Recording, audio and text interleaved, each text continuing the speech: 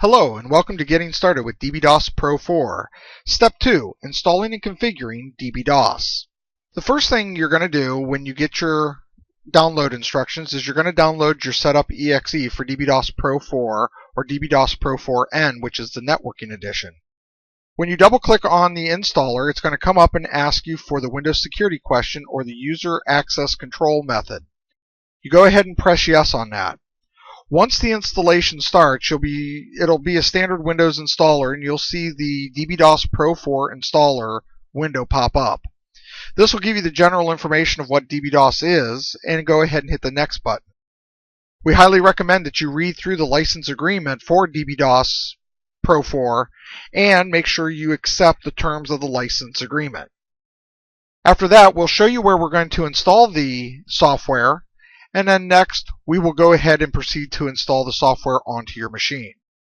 At the end of it, you will see the wizard is complete, and we recommend you run the dbDOS config now, and that will allow you to do the registration of the software also at that time.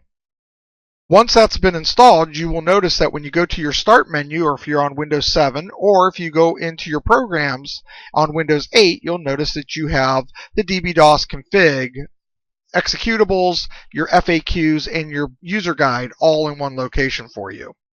Now, if you happen to be using the dbDOS Pro 4N product, that's our new networking product. And so what that'll allow you to do is install one, configure it, do everything, and then use the export, and then basically load and configure and import, load, configure, and import, load, configure, import, and do that for all of the different nodes on your network so that you can have communication between your DOS-based applications on a network.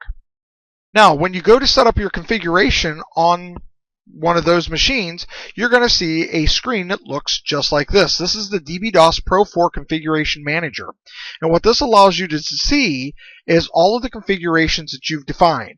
So when you go into it, you will basically be brought up and asked, do you want to create a new configuration? When you do, you're going to name the configuration and then you're going to give it a description. Make sure you give it a good description. You never know how many you're going to have of these, and you want to make sure that you remind yourself what each configuration stands for.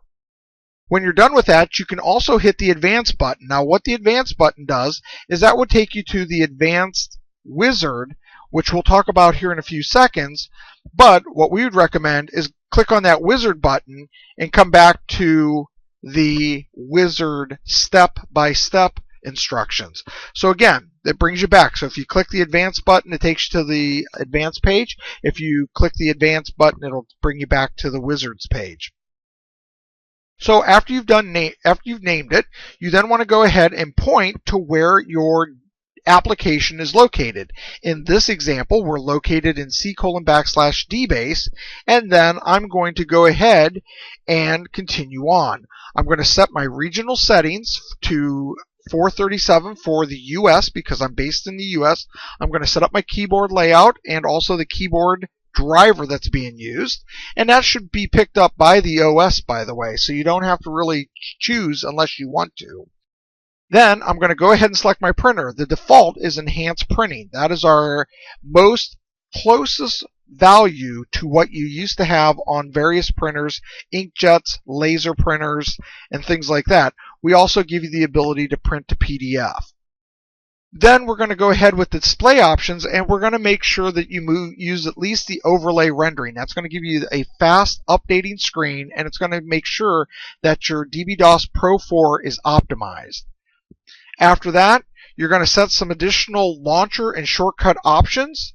You then have the option to test your configuration, but when you're done, you basically click the Finish button to create the configuration, the back button to go back and change one of your things, or to hit the Cancel to get out of the operation you're in. Now, if you do use the Advanced Wizard, it's basically one page. So it makes one big thing. So you come in, you notice you have the configuration name and you have the configuration description. You have the drive. You have everything that you want to set up just like it was before, but it's all on one page. When you get through all of your areas, you then click on the slider bar down, and that'll take you to the rest of the Advanced Wizard, and it's the same wizard basically as the step-by-step, but it's all on one page. We also make advanced features available on the Advanced Wizard page. Things like CPU type, scalar, resolution, and also some of the advanced launcher options are also available only through the Advanced Wizard structure. And usually when you're going through the Advanced Wizard structure, you may be talking to somebody from DBase and they're helping you walk through the process. So that's why that's there. But for the most part, you're going to normally go through the step-by-step instructions, which is going to get you from point A to point B as fast as possible. So that ends getting started with dbDOS Pro 4. Step 2 is now complete. Thanks a lot. Bye-bye.